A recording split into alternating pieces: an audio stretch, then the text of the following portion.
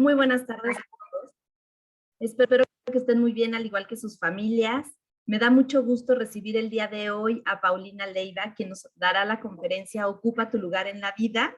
Ella es una psicóloga con diversos cursos y diplomados en mindfulness, comunicación y duelo. Es autora del libro Manejo del Estrés y da sesiones en línea acerca de inteligencia espiritual, entre muchas otras cosas que tiene en su trayectoria y en su preparación académica y personal. Espero que la disfruten muchísimo y que se lleven buenos aprendizajes y herramientas para su vida y su desarrollo personal. Pau, bienvenida a la familia Mexarren y muchas gracias por estar con nosotros.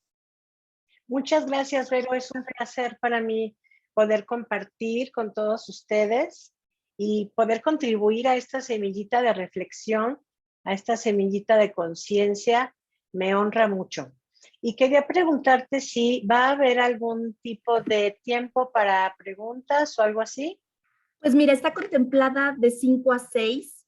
No sé si tú tienes calculado acabar unos minutitos antes para las preguntas, Pau. Sí, está bien.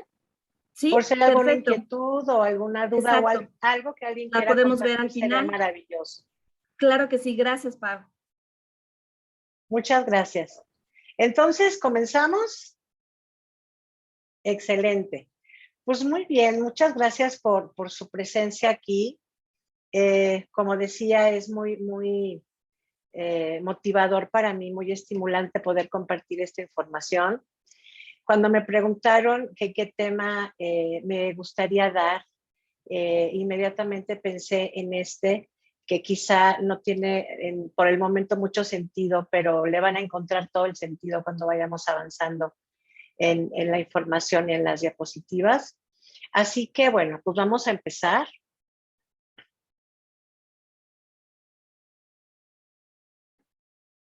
Fíjense que en términos generales, bueno, les platico un poquito. Yo soy psicoterapeuta desde hace más de 25 años y en la experiencia de ser terapeuta, psicoterapeuta y en mi propia experiencia como persona que también estoy en proceso de crecimiento, observo muchísimo y de hecho yo también he estado ahí, el tema de que no ocupamos nuestro lugar, el lugar que nos corresponde en la vida.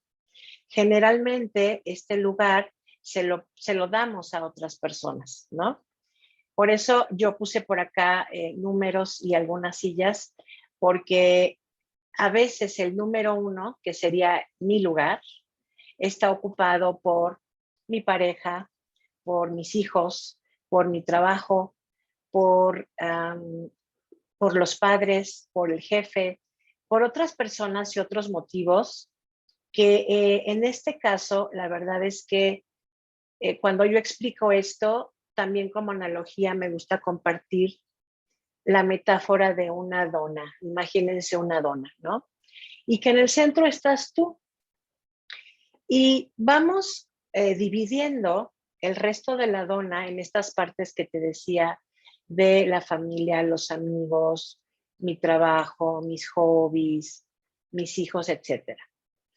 La que está en el centro de la dona soy yo, y de tal manera es que si yo me encuentro bien en la vida, si yo me encuentro bien en mi vida, voy a poder reflejar, voy a poder proyectar ese bienestar en las personas que me rodean, en todas estas personas que constituyen mis ámbitos, los ámbitos que yo elegí, los ámbitos que me hacen sentir bien. Voy a proyectar esta energía o este malestar o este bienestar en estas personas. Así que creo que es muy importante que vayamos ocupando la silla número 1, que es esta en mi vida. Porque continuando con esta metáfora de la dona, y esto es algo que también trabajo mucho en el tema de codependencia o de dependencia emocional, a veces depositamos la responsabilidad de que se hagan cargo de nosotros a otras personas. Entonces, el ocupar nuestro lugar tiene muchas ventajas. En algún momento me han preguntado, oye, Pau, ¿y no es egoísta que yo ocupe el primer lugar en mi vida, ¿no? Entonces, yo les hago esta reflexión acerca del egoísmo. La palabra egoísmo etimológicamente significa devoción a mí.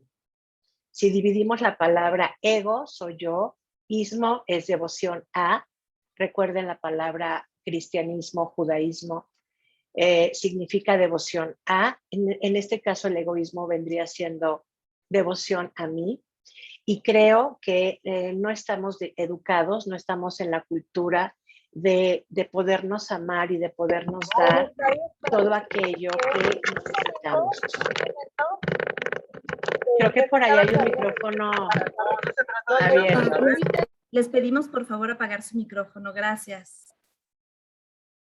Muchas gracias.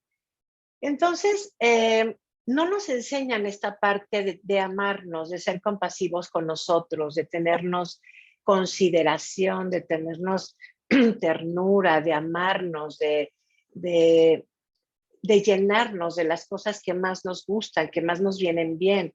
En esto no estamos educados, ¿no? La cultura mexicana yo he visto y la latinoamericana es mucho como de que desde que nacimos es sírvele al otro, sé para la otra persona, averigua qué necesita el otro y eventualmente nos volvemos expertos en lo que el otro necesita. Pero no sabemos con certeza, no vamos puliendo esta conciencia de qué es lo que voy necesitando yo en mi vida. De tal manera que cuando hay un duelo por muerte física o un divorcio o un cambio o alguna amistad se rompe, es decir, cualquier cambio en el que yo vea comprometido mi afecto o me vea en dolor, yo lo voy a sufrir muchísimo más porque desde el principio y desde que yo era niña, crecí con la creencia de que los demás eran los responsables o la fuente de mi felicidad. Y la verdad es que esto no es cierto. Estos pensamientos son justo lo que hacen que un duelo sea tan doloroso, que un duelo me pueda derrumbar. Dar por sentado que la otra persona, que las personas o persona que yo sentí aquí, pues van a estar para siempre conmigo, ¿no? Por un lado. Y por otro lado, que tienen la responsabilidad de seguir siendo, como te decía, la fuente de mi afecto, de mi seguridad, de mi protección, de mi amor, de mi respeto, de mi reconocimiento, ¿no? Entonces, yo te invito a que desde hoy hagas esta reflexión. ¿Qué lugar ocupo yo en mi vida? ¿Estoy en cuarto lugar? ¿Quiénes están antes que yo? ¿Y qué pasó que yo los puse ahí? ¿No? ¿Se pueden hacer cambios, Pau, aquí? Pues sí, claro que sí. Para empezar, yo creo que sería muy importante que hoy te plantearas, tengo derecho a ocupar el primer lugar en mi vida. Y en esa medida, ir repartiendo o compartiendo lo que yo voy logrando para mí, irlo compartiendo, te decía, o donándolo. A mí me gusta mucho esta frase de donarse generosamente. Puedo irme donando con el otro y puedo amar de una manera más saludable y puedo ser una persona más sana que, digamos, lleve a donde vaya luz, lleve esperanza, lleve gratitud, lleve buen humor, ¿no? Esto porque se entiende que si yo ocupo mi silla, pues también voy a hacerme cargo de mí, como te decía, ¿no? Entonces, primera reflexión esa, checa en cuál silla estás sentada o sentado.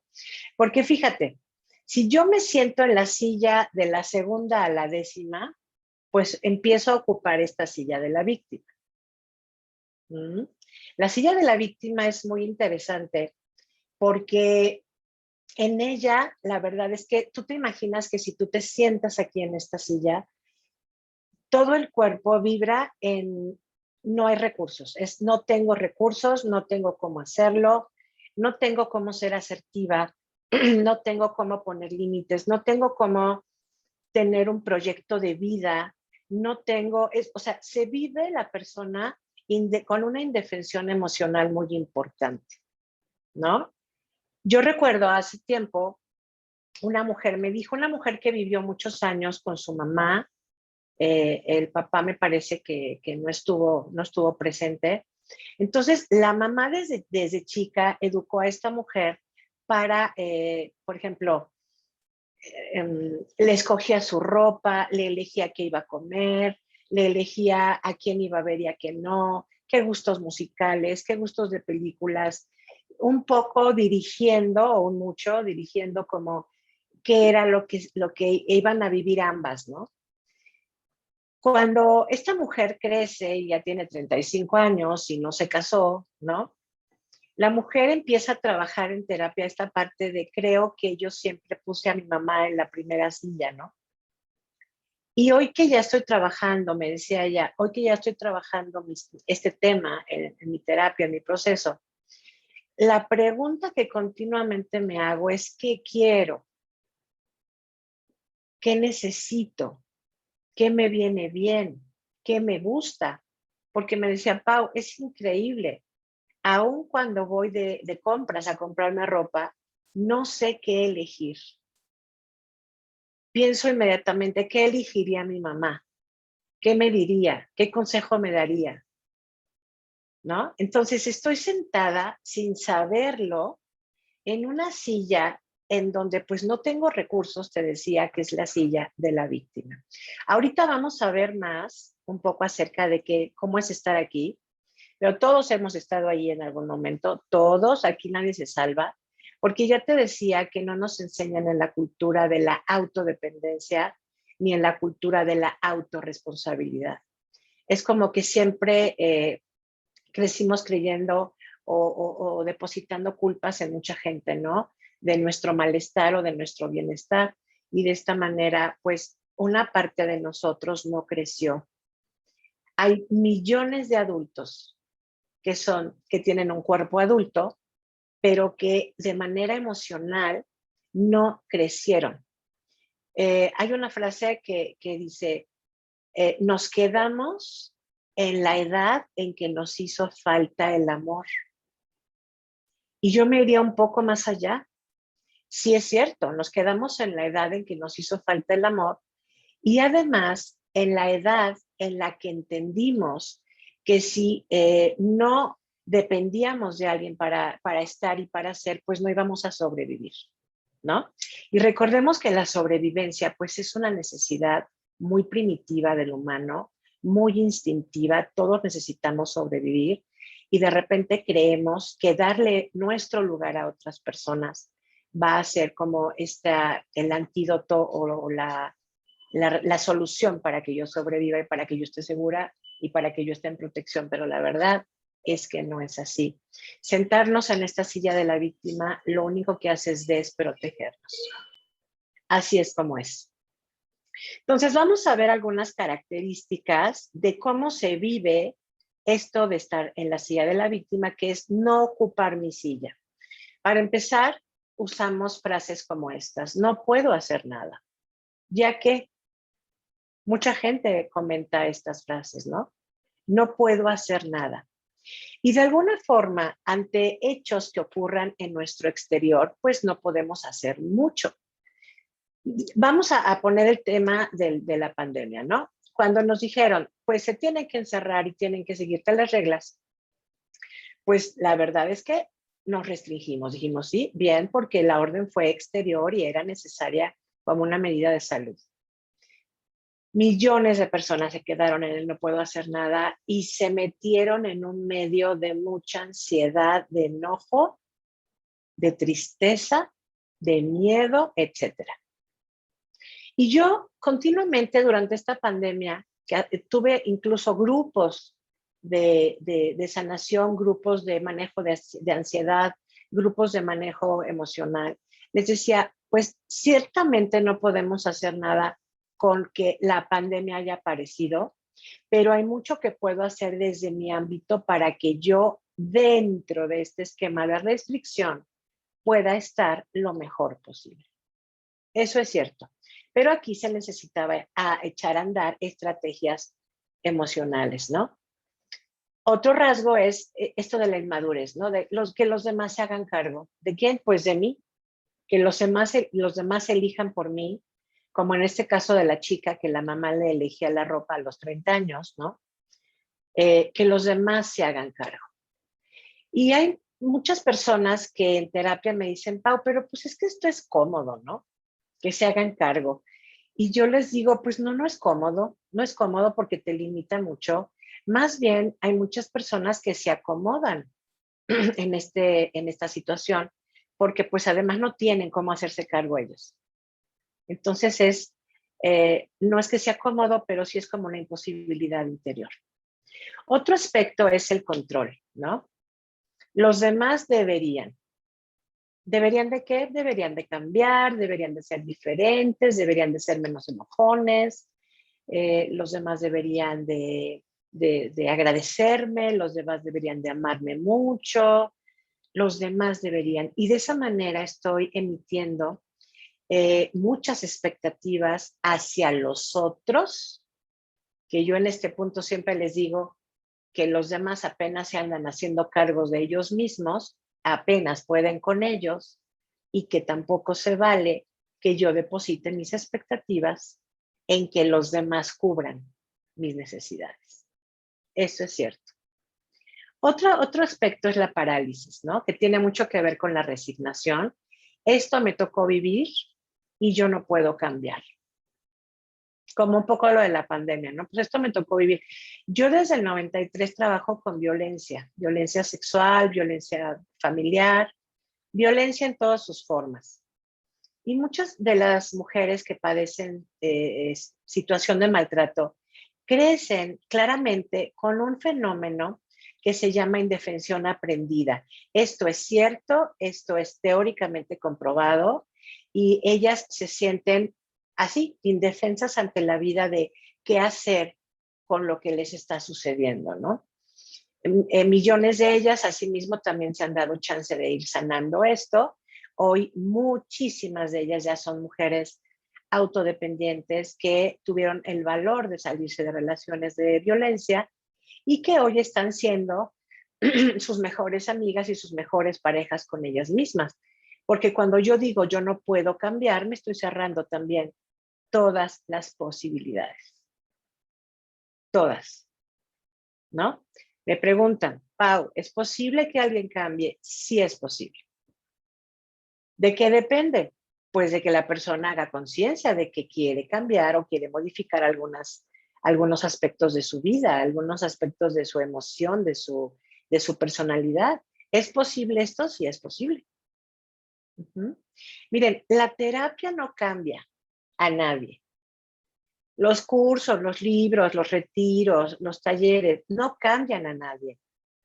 Son las personas que van a estos lugares con una intención de hacerlo diferente lo que genera el cambio. ¿Sí? Yo como terapeuta te puedo decir, yo no sano a nadie. Yo contribuyo quizá para que la persona, yo contribuyo en poner semillitas de reflexión de conciencia. La persona toma eso y hace algo con eso. ¿Con qué? Pues con su grandeza, porque todos los seres humanos tenemos grandeza. Cuando hay personas que ustedes ven, por ejemplo, que se comportan de una manera dañina, que matan, que hacen daño, que violentan, que mienten, que roban, etcétera, estas personas fueron, a su vez, fueron heridas.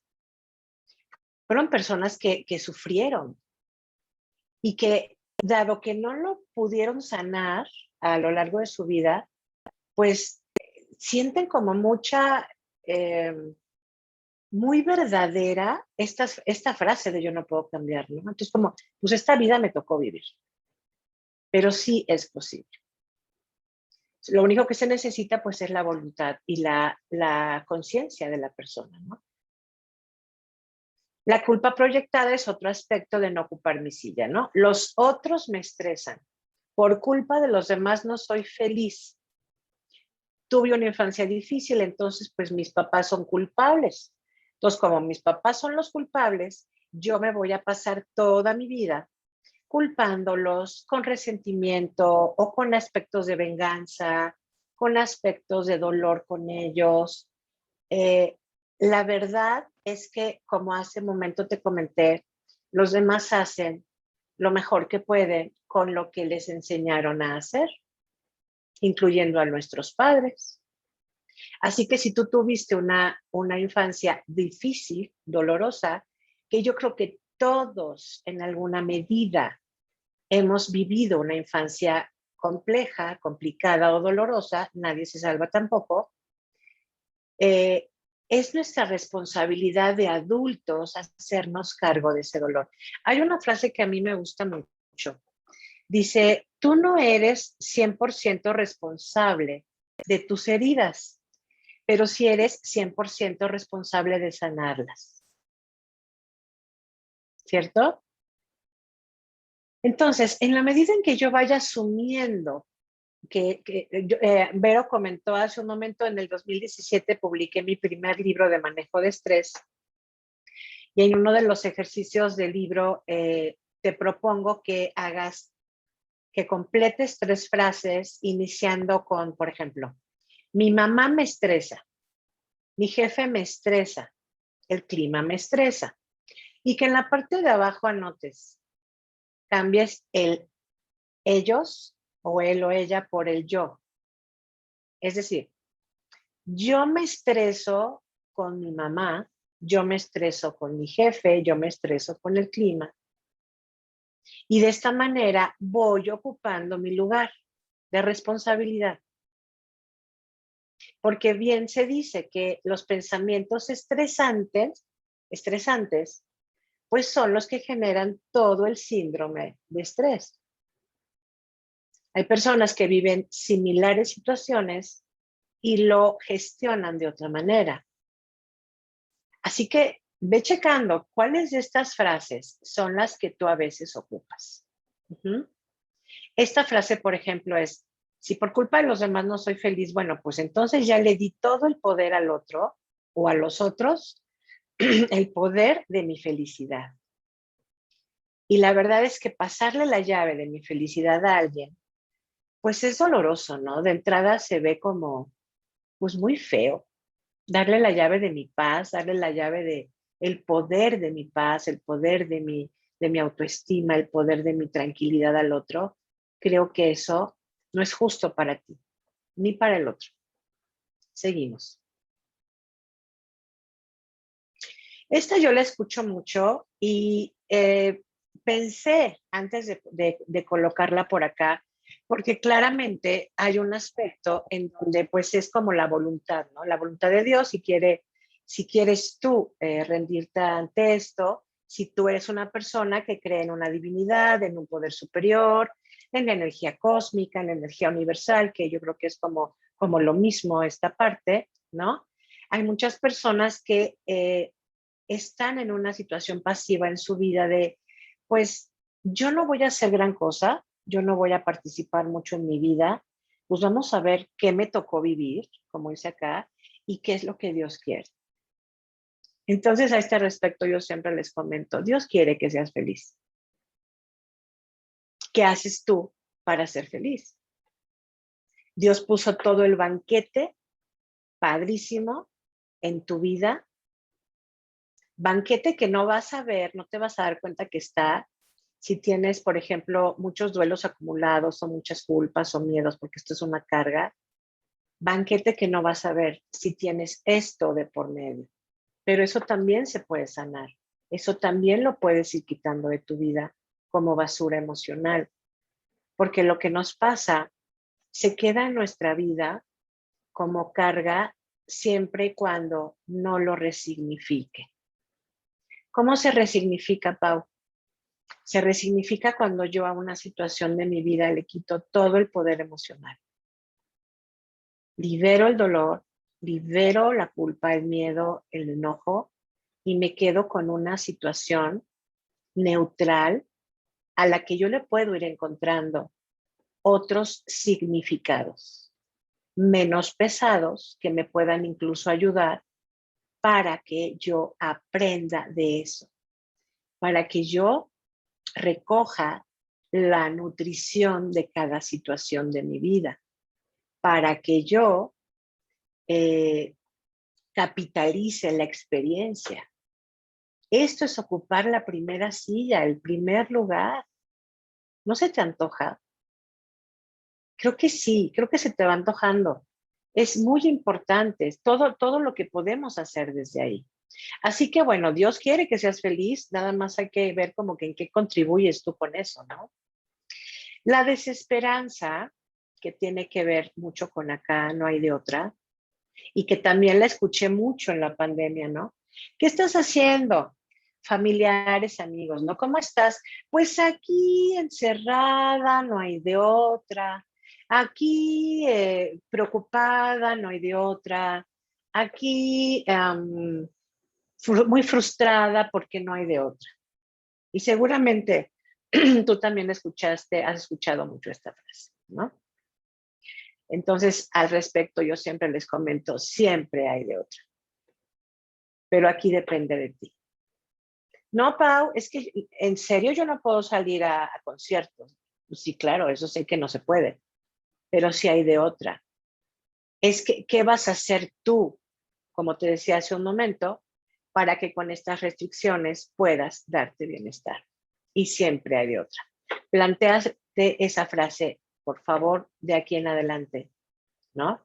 Y que cuando te caches diciendo esta, te abras, o sea, tengas esta apertura de ver, hay otra posibilidad, me puedo dar el permiso de abrir un poco más el obturador de mi lente y ver, es posible que me dé otro significado de esto que está pasando, es posible que haya más opciones que yo pueda ver aquí.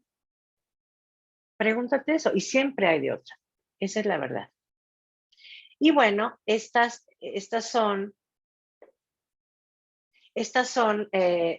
por excelencia la manera en la que yo me mantengo atada a la silla de la víctima. Usando el chantaje y la manipulación, que hay muchísimas maneras de usarlos. Por ejemplo, la hipocondria es una de ellas. Es esta parte del me enfermo y me genero enfermedades para que los demás estén al pendiente de mí. Hace rato me decía mi consultante, Pau, me peleé con mi novio porque en el fin de semana lo estuve friegue y friegue de que él quería hacer algo, yo al principio no quería, después él me dijo que ya no, y yo le dije, ¿cómo de que no? Sí se va a hacer. Y lo estuve friegue y friegue y friegue, hasta que nos terminamos enojándonos muchísimo. Oye, y le pregunté yo, ¿qué necesidad sientes que cubriste aquí al hacer esto, sin juzgar la conducta? ¿Qué necesidad crees que cubriste o intentaste cubrir aquí con eso? Inmediatamente ella me dijo llamar su atención. ¿Para qué querías llamar su atención? Porque no me siento vista por él. ¿Ok? En estos casos, en realidad, lo que se hace acá en el ámbito terapéutico es darle la vuelta a esta frase del consultante.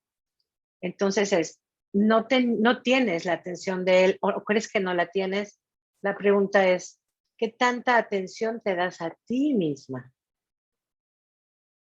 Esta mujer sentó en la primera silla, en la número 1, sentó al novio en ese momento, ¿no? Porque ahorita que lo menciono, fíjense que va cambiando las personas que vamos sentando ahí. A lo largo de nuestra vida van cambiando. Al principio pueden ser los padres, luego los padres pasan a segundo lugar, luego pongo a mi novio, luego el novio pasa a segundo lugar, luego pongo a mi trabajo. O sea, es como que va variando esto, es dinámico. El tema es que nunca estoy yo en primer lugar, ¿no? Entonces, creo que esta frase del no puedo sola también es me quito todos los recursos y pobrecita de mí, pues desde que la digo también se oye bastante doloroso, bastante. Esta foto me encanta porque creo que es como a veces nos sentimos cuando no ocupamos la silla o el lugar de nuestra vida. sentimos que todo y que todos nos maneja. Como que somos un objeto, o sea, un miembro fácilmente manejable, manipulable, y no, es como dejarnos llevar de una manera muy pasiva ante la vida, ¿no? Y creo que es importantísimo que en la medida en que vayamos creciendo en edad, también crezcamos en inteligencia emocional, en recursos interiores, para que nunca ni sintamos, ni pensemos, ni creamos que estamos a merced de nadie, ni de nada.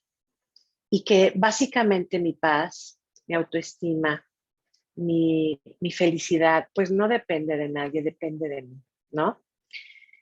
Al respecto hay algo que te quiero compartir, que es que Viktor Frankl, seguramente lo conoces, fue el creador de la logoterapia. Él tuvo la experiencia de vivir en los campos de concentración y el sufrimiento de ver morir a su familia.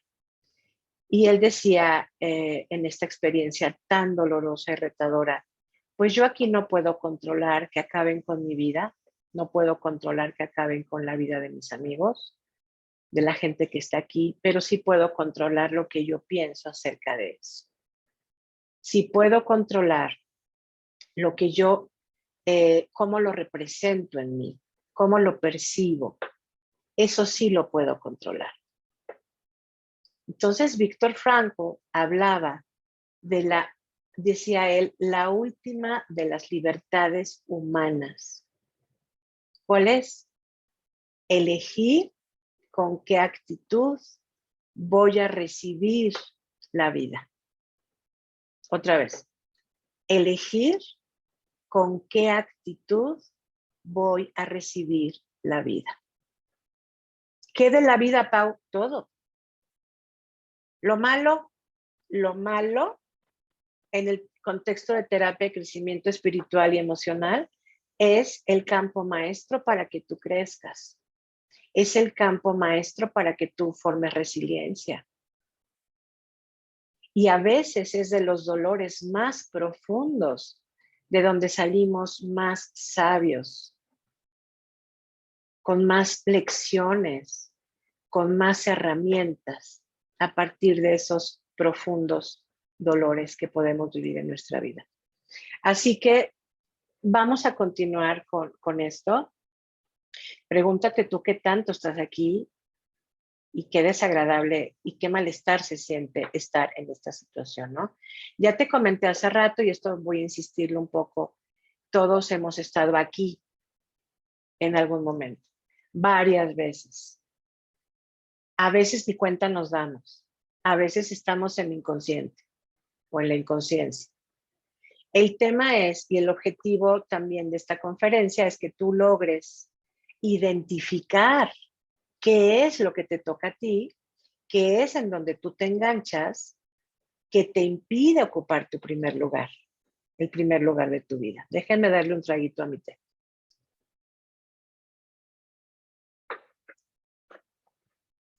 Ok. Entonces, cuando somos niños, tenemos una excelente energía, vitalidad. Se dice que los niños perciben 3 veces más que nosotros porque sus niveles de ego, decimos, el ego en el contexto de terapia es la conversación basada en el miedo, ¿no?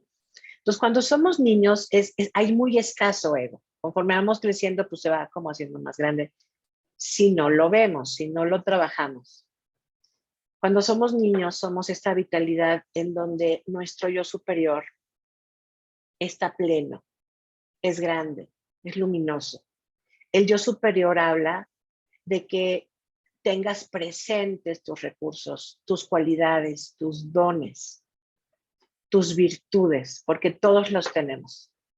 Que tengas presente esta luz que eres tú. Y el otro día me decían, oye, Pau, ¿no es muy como soberbio decir yo soy luz o tú eres luz? Y entonces le respondía, pues yo creo que es muy cierto, todos tenemos luz y tenemos sombra, porque estamos compuestos de estas dos dimensiones, es como el yin y el yang, tenemos luz, tenemos sombra.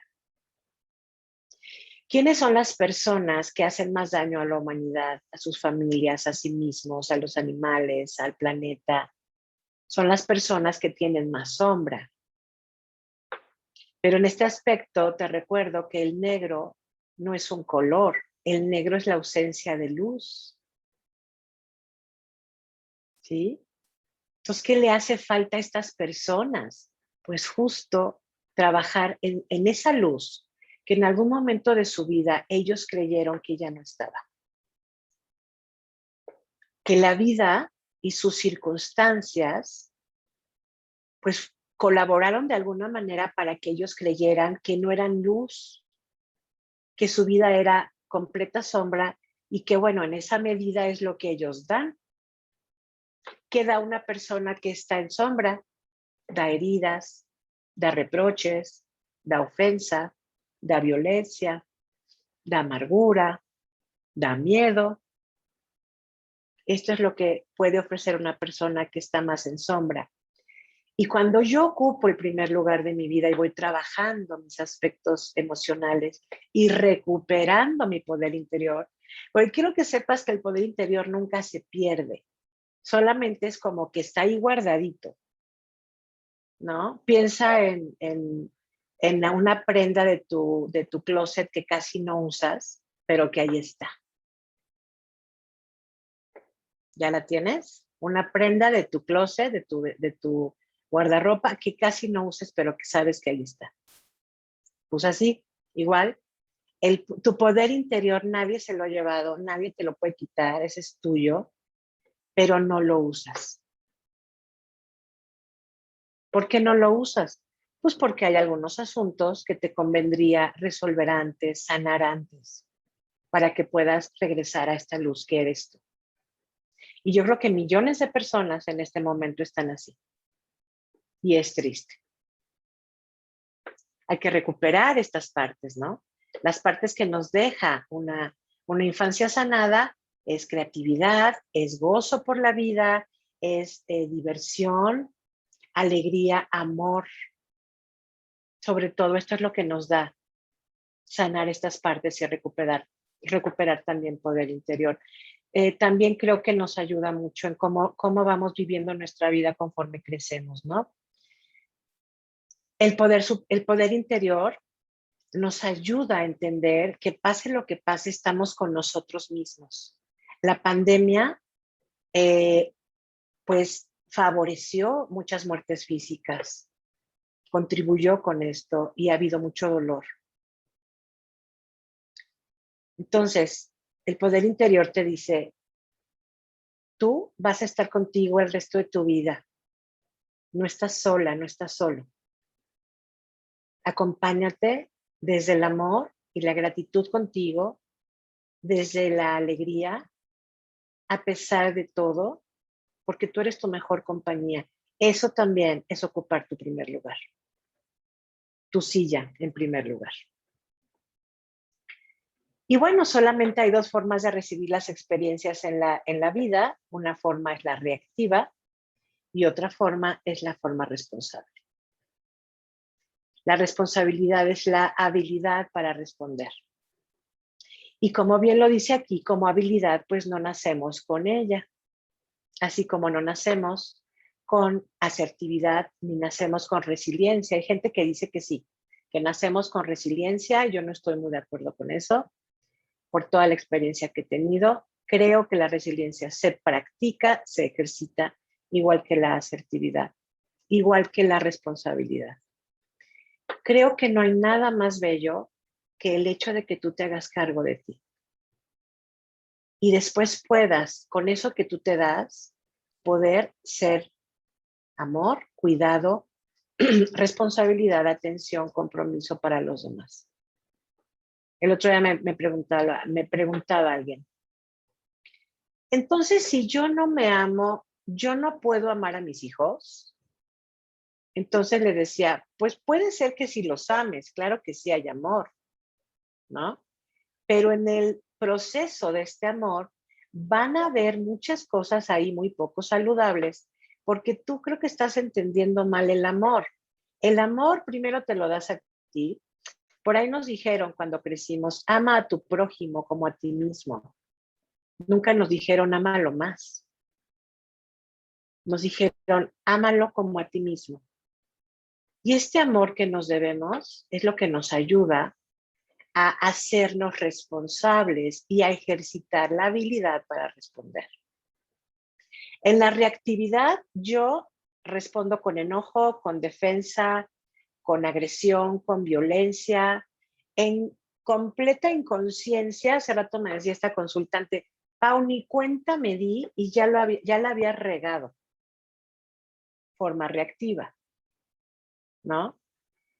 Sin embargo, si te das permiso de ir desarrollando tus recursos internos, de ir sanando, te decía, los temas de tu vida, eventualmente te vas a ir acercando cada vez más a esta forma, a este territorio en donde la verdad se siente muy bien estar. Y yo creo que ya lo has experimentado en algún momento. Aquí se necesita actitud activa, se necesita participación, se necesita intención. Aquí, pues, es que aquí no hay conciencia, aquí estamos dormidos, solamente repitiendo los aspectos que yo vi en mis papás de cómo enfrentaban las situaciones. Pero aquí no, aquí ya lo estoy haciendo diferente. Aquí ya estoy en mi luz, digamos, en la luz de mi salud, de mis herramientas, en la luz de la persona que yo soy, de mi esencia, digamos, ¿no? Porque acá soy fotocopia, acá no, acá soy la original. Y si es posible poderlo conseguir. Ok. Esto es importante que te lo comparta hoy porque es parte de un modelo de comunicación o de manejo de creencias que nos comparte Byron Katie. Byron Katie creó el modelo de The Work, el trabajo, que muchos de ustedes lo deben conocer. Y ella nos ofrece este diagrama que es, o sea, explicarlo me queda clarísimo y creo que les va a quedar más claro el tema de cómo ocupar la silla de mi vida o el lugar de mi vida es desde mi ámbito. Aquí en este ámbito yo gobierno. En este ámbito tengo las llaves que abren todas mis puertas, todas mis posibilidades. Y tengo aquí muy claro mi poder, ¿no?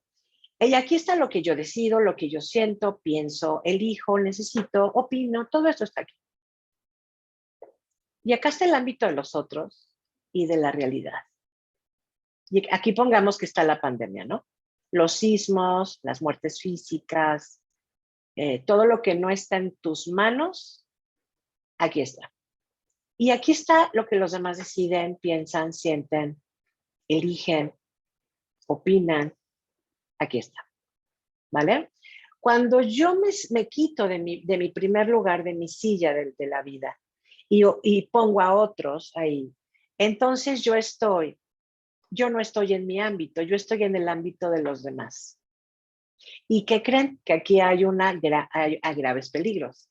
Uno de ellos es que a ellos los responsabilizo de todo lo que me salga mal en mi vida. Otro peligro es que creo que el poder de ellos, ay, se me perdió la flechita, que el poder de ellos es lo que me empodera a mí.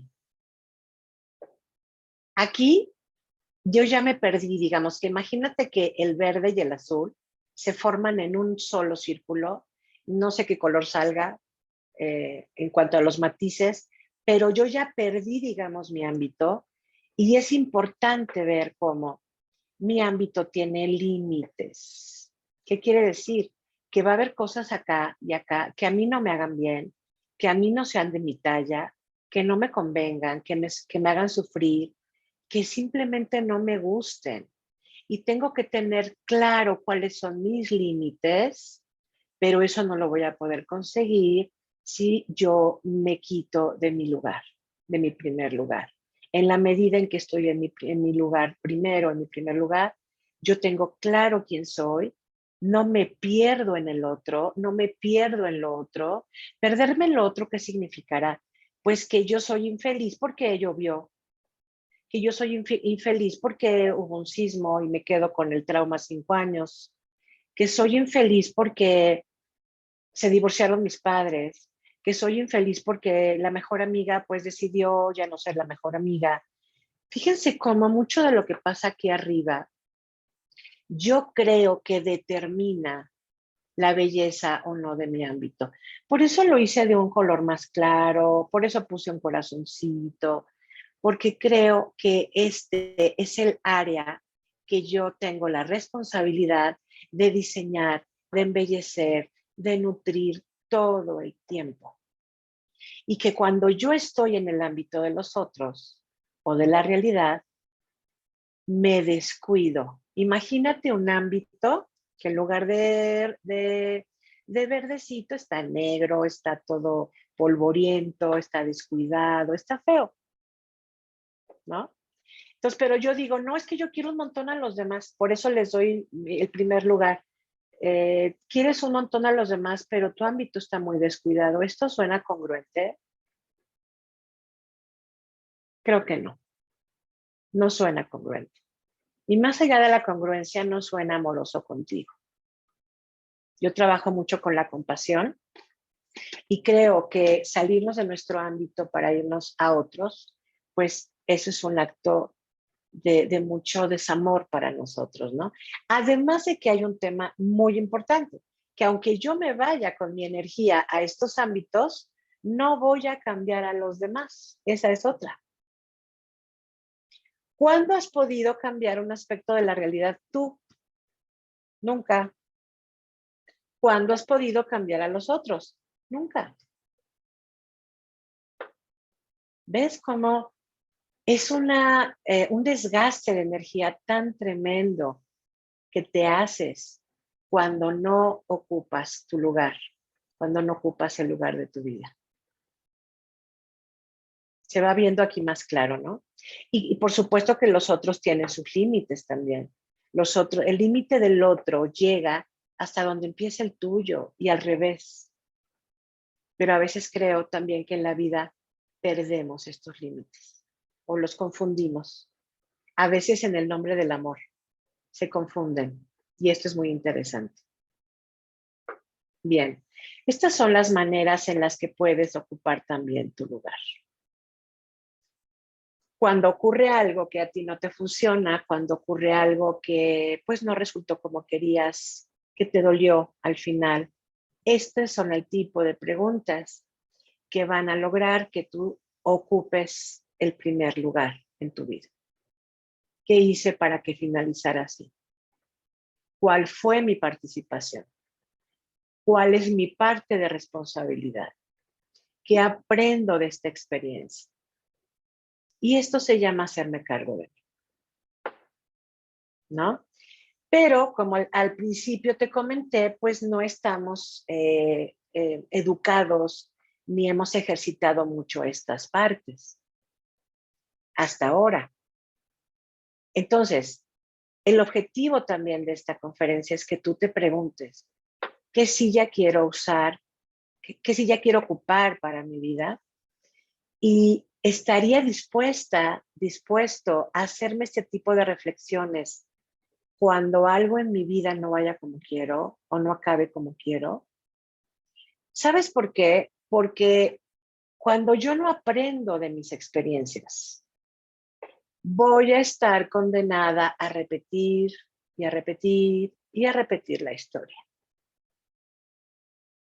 Y esta frase de tropecé de nuevo y con la misma piedra 20 veces tiene que ver con que yo no me detenga a preguntarme, a indagar esto para mí, para embellecer y hacer más saludable mi ámbito, tiene que ver con eso. Si yo me detengo y digo, a ver, ¿qué aprendo de esta relación de noviazgo que no me funcionó?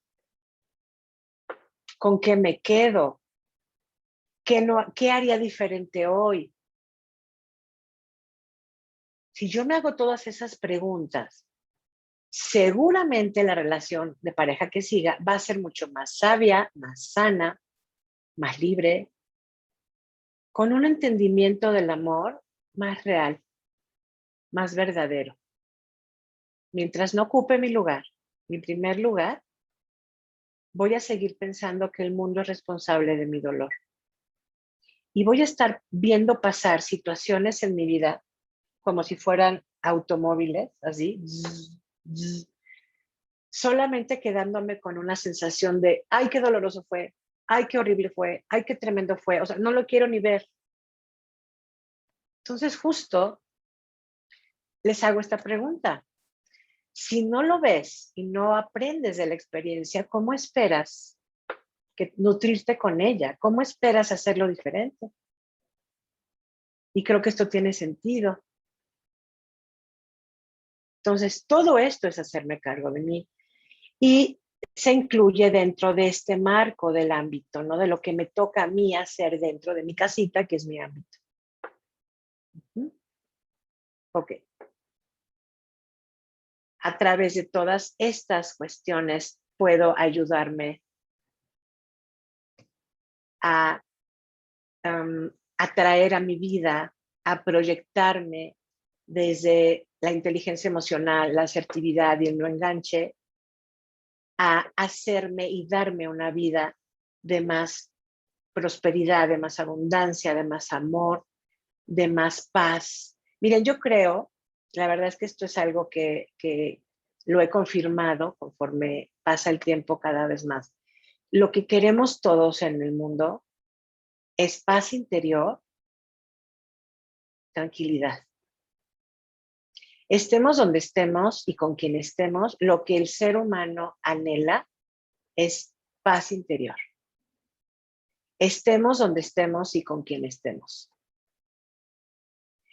Pero mientras yo no ocupe mi lugar, me haga cargo de mí, ejercite todo esto y me involucre activamente en esto para mi vida, la paz interior va a ser un anhelo muy aislado, muy lejano.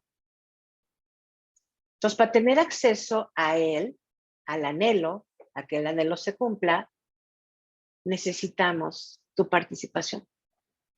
Que tú digas sí. Hay un chiste, ¿no? Que dice, ¿cuántos psicólogos hace falta para cambiar un foco? Pues no importa el número de psicólogos si el foco no quiere cambiar. Y en este contexto, pues sí se necesita la intención de la otra persona para que funcione el equipo, ¿no? El universo es amigable, Dios es amoroso,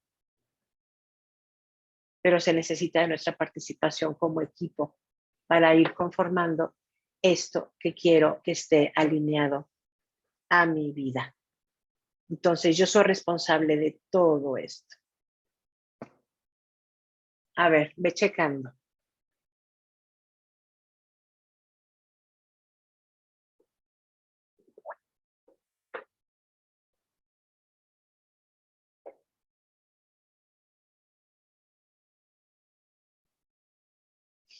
Y reencuadrar el proyecto de vida no es más que actualizarlo. A veces en un año tus intereses ya no son los mismos, ya cambiaron. Eso te toca a ti reencuadrarlo. No permitir que la gente o la vida o los proyectos de vida de los demás pues te lleven entre las patas, ¿no? Eso no es ocupar tu primer lugar. Entonces, checa ahorita al ir leyendo estos aspectos, ¿cómo te sientes?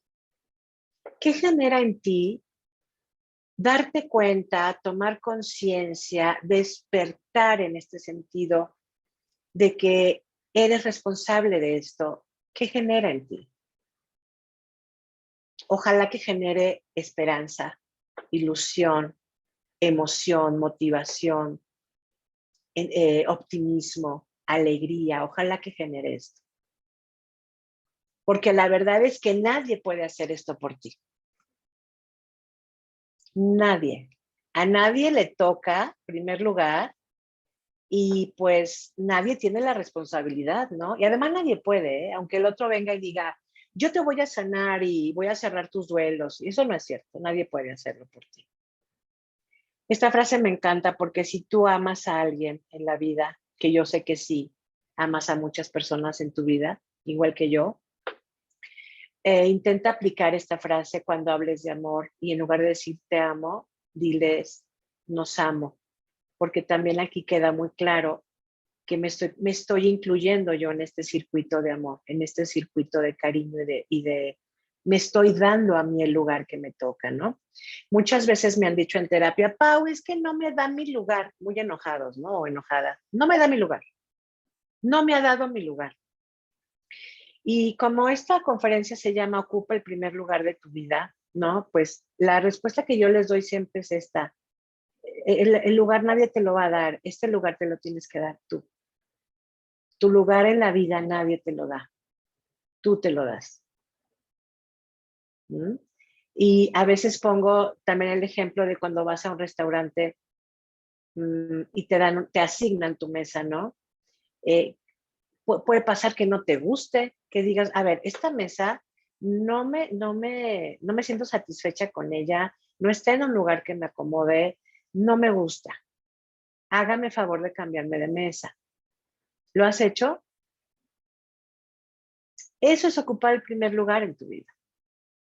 O sea, que cuando estemos en lugares tóxicos, poco saludables, dolorosos en nuestra vida, podamos movernos de ahí. Esto también significa el ocupar nuestra silla, nuestro lugar. Que si el pasado o la gente con la que estás hoy, o tu trabajo, o tu pareja, o tus amigos, ya no cumplen con esta vibración de sentirte cómoda, cómodo, que te sientas bien con ellos, te puedas preguntar, ¿cómo puedo moverme de aquí? ¿Desde dónde? Pues desde tu poder interior. Ya vas encontrando aquí el enlace, ¿no? Del poder interior con hacernos cargo de todo eso. Y miren, no me gusta mucho la frase de hacerme cargo, porque a mí me suena como a carga, ¿no? Y carga es esfuerzo y es peso y no. Es más bien como pues trabajar en ti, como darte esta consideración de amor para ti, que tú la mereces y que también creo que tú tienes derecho a esto, que tú te hagas cargo, que tú te hagas responsable de ti misma, de ti mismo, de tu vida, de tu pasado, de tus heridas, porque en la medida en que tú, digamos, gestiones todo esto, pues te estás diseñando un futuro mucho más alentador. Dure lo que dure el futuro, porque no existe, ¿no? Y sentimientos de paz aquí y ahora, sentimientos de gratitud contigo y de estar en paz contigo. Se dice que quien está en guerra con uno mismo, pues está en guerra con, el que está en guerra consigo mismo está en guerra con el mundo, y sí es cierto, ¿no? Entonces, no depositar la responsabilidad de mi vida a nadie, de mi salud, de mi alegría a nadie, y empezarme a hacerme responsable de todo esto. Y bueno, creo que esta es una de las diapositivas con las que voy a terminar, que también es otro peligro de responsabilizar a los demás de mi alegría, de mi paz y de mi tranquilidad, de mi autoestima, ¿no? Cuando yo deposito esto en los demás, ellos se sienten con una enorme carga en sus espaldas. Si yo dejo que mis padres, mis amigos, mi jefe, mi marido, mis hijos ocupen el primer lugar en mi vida, aunque no te lo digan, para ellos es una enorme carga. Quizá ni se dan cuenta, pero es una enorme carga, porque ellos también quieren hacerse cargo de ellos mismos. Y a veces el tener encima tanto peso, pues no se los permite. Así que en resumen, hacerte cargo de ti, hacerte responsable de ti, también ayuda a que la gente que amas en tu vida no cargue con pesos innecesarios. No sé qué te ha parecido toda esta información. Yo creo que es buen momento para que chequemos si hay por ahí preguntas o reflexiones. Esta es un link que si te interesa te puede llevar a todas mis redes sociales.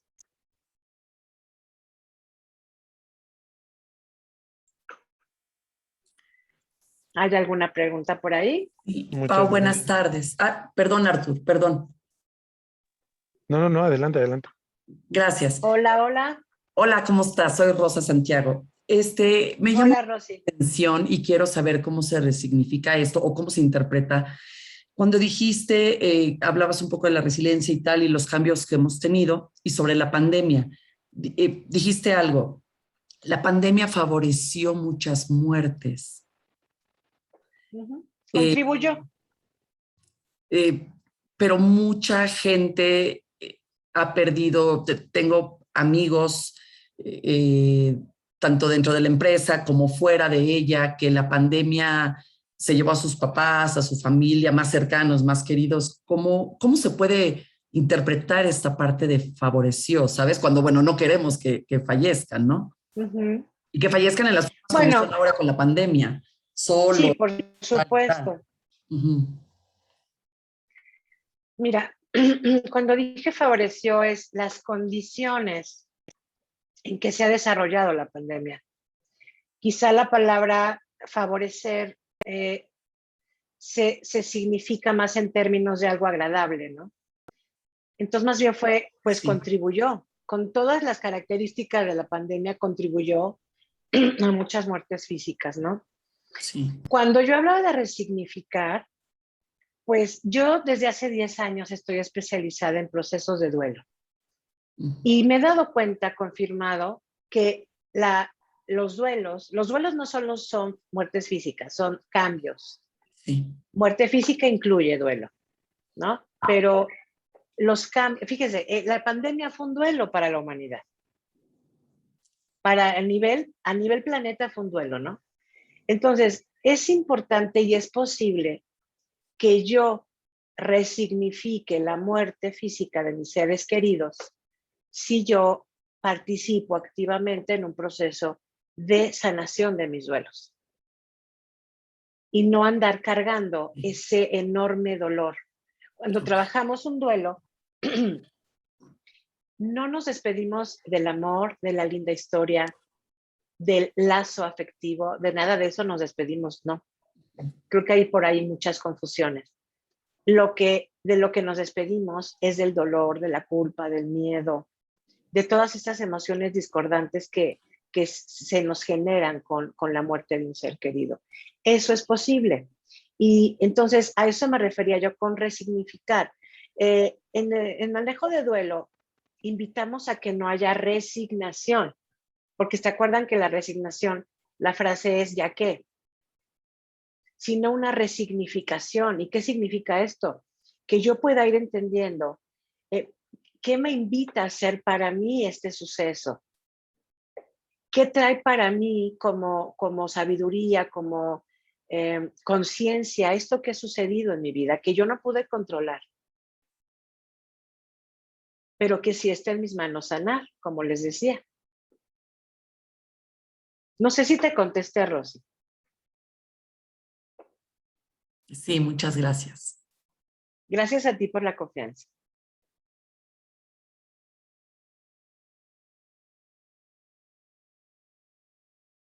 Ok, ¿hay alguna otra pregunta? ¿O alguien que quiera compartir algo?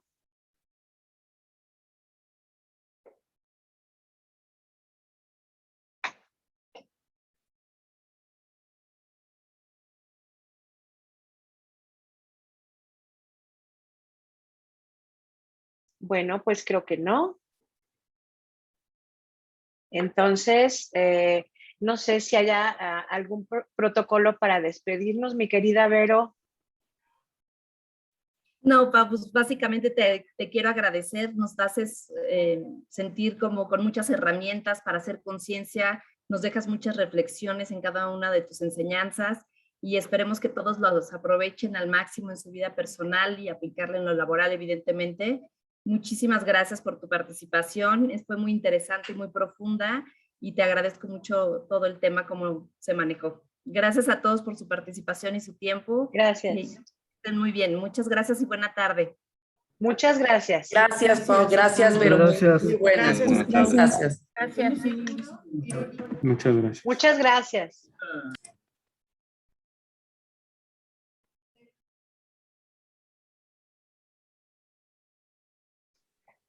Gracias, buenas tardes. Muchas gracias.